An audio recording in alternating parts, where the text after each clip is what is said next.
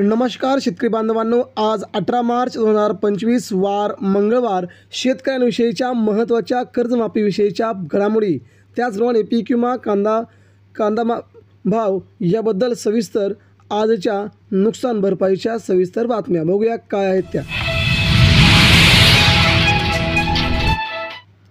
तणांमुळे 70,000 कोटींचे पीक नुकसान, तण संशोधन केंद्राच्या अभ्यासामध्ये धक्कादायक वास्तव समोर आल्याची माहिती।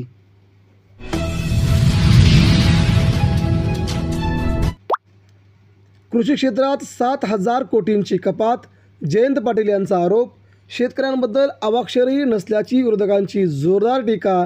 शेतकऱ्यांनी मतदान केले नाही का, आव्हाड यांचा सरकारला संतप्त सवाल।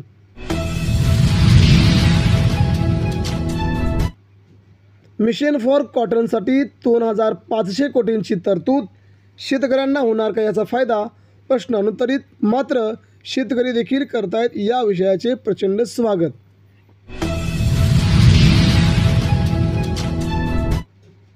राज्यात पशुगणना 77% मार्च अखेर पूर्ण होण्याची शक्यता।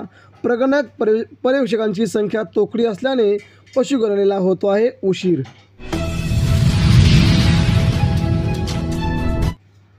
जमीन मोजणी अधिकारी शेतकऱ्यात संघर्षाची चिन्हे। स्वाभिमानीचे अध्यक्ष राजू शेट्टी यांचा आक्रमक पवित्रा, शेतकऱ्यांना त्रास होणार नाही याची खबरदारी मी घेणार, राजू शेट्टी।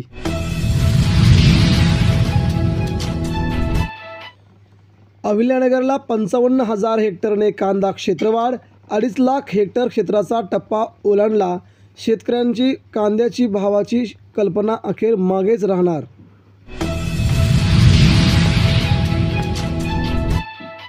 लिंबू दरात प्रति क्विंटल 1,000 रुपयांची तेजी, उन्हामुळे मागणी वाढली, आवक 50 क्विंटल, त्यामुळे लिंबाचे भाव गडगडण्याची शक्यता वर्तवली जात आहे।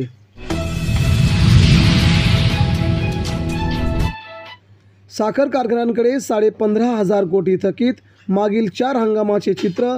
उत्तर प्रदेश आघाडीवरती असल्याची माहिती, महाराष्ट्र बिछाडीवरती। विदर्भात दूध उत्पादन वाढवण्यासाठी सुवर्ण संधी, केंद्रीय मंत्री नितीन गडकरी यांचे प्रतिपादन। मदर डेअरीच्या उद्घाटनासंबंधी केलं महत्त्वाचं वक्तव्य।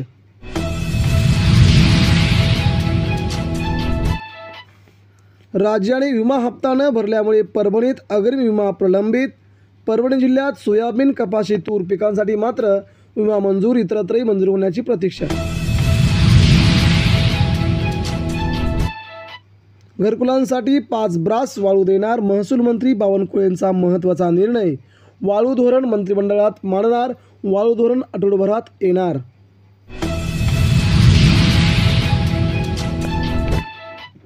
मुदत कर्जाच्या पुनर्गठनासाठी कारखान्यांची बैठक घ्यावी, राज्य साखर कारखाना संघाची शासनाकडे अखेर माहिती। शासन घेणार सर्वात मोठा कर्जाविषयीचा निर्णय।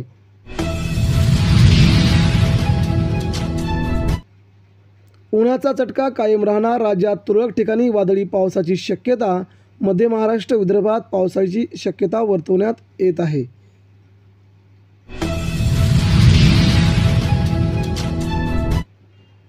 कांदा दरात घसरण सुरू, सरासरी 1,600 रुपये प्रति क्विंटलवरती कांदा। लाल उन्हाळी कांद्याचे दर मात्र स्थिर असण्याची शक्यता।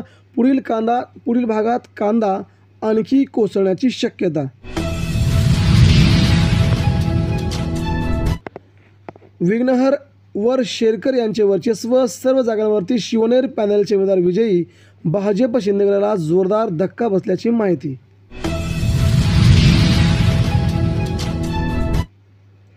आंतरपीक म्हणून तुरीची नोंदणी केलेल्यांना दिलासा मिळणार। पणनच्या उवर सचिव संगीता शेळके यांचे पत्र आले अखेर समोर, शेतकऱ्यांना याचा होणार फायदा। हिरवी मिरचीसह पालेभाज्यांच्या आवकेत घट, पुणे बाजार समितीमध्ये कोथिंबीरीच्या सुमारे 1 लाख जुड्या, तर मेथीच्या 60,000 जुड्यांची आवक वाढली, भाव गडगडणार।